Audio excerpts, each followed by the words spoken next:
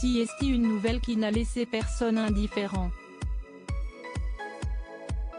Le 2 mars dernier, Jean-Pierre Pernaut tirait sa révérence, à l'âge de 71 ans, décédant des suites de son cancer du poumon. Ses proches et les visages de TF1 se sont réunis une semaine plus tard, le 9 mars dernier, pour ses obsèques. CST à la basilique Sainte-Clotilde, dans le 7e arrondissement de Paris, qu'ils se sont donné rendez-vous pour un dernier hommage. Un moment très émouvant. Néanmoins, il y avait quelques absents. Si Julien Courbet n'a pu se déplacer pour cause de direct, il en était de même pour Jacques Legros. Pendant plus de 20 ans, le journaliste a été le joker attitré de Jean-Pierre Pernaut. Alors forcément, les deux hommes ont noué une certaine relation. Mais celui-ci a préféré lui rendre hommage à travers son journal télévisé de 13 heures.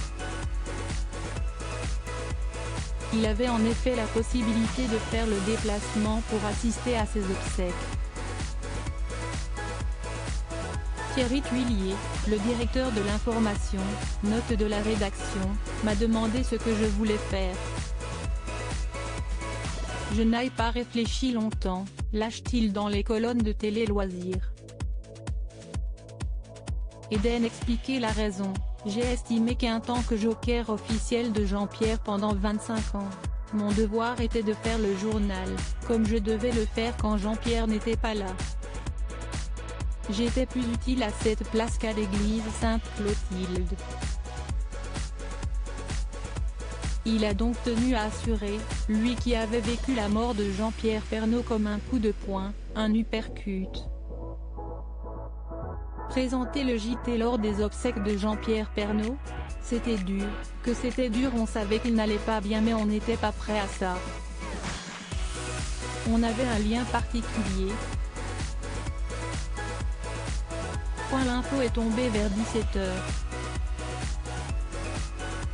J'ai tout de suite appelé ma femme pour lui dire Jean-Pierre est mort, se remémore-t-il.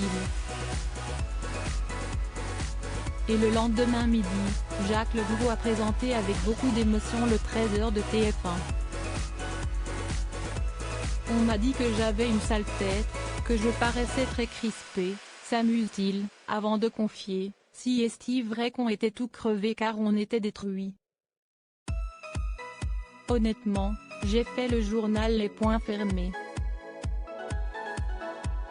Mais le plus douloureux restera sans aucun doute ce mercredi 9 mars. Le plus dur était le jour des obsèques. Car il y avait une tristesse infinie. C'était dur, que c'était dur. Je suis un homme, je ne peux pas tricher, j'ai mes émotions. Mais il fallait quand même tenir la barque. C'était toute la complexité de ce JT, détaillait-il. Une émotion palpable mais nul doute que les fidèles du journal ne lui en ont pas tenu rigueur. Loading widget.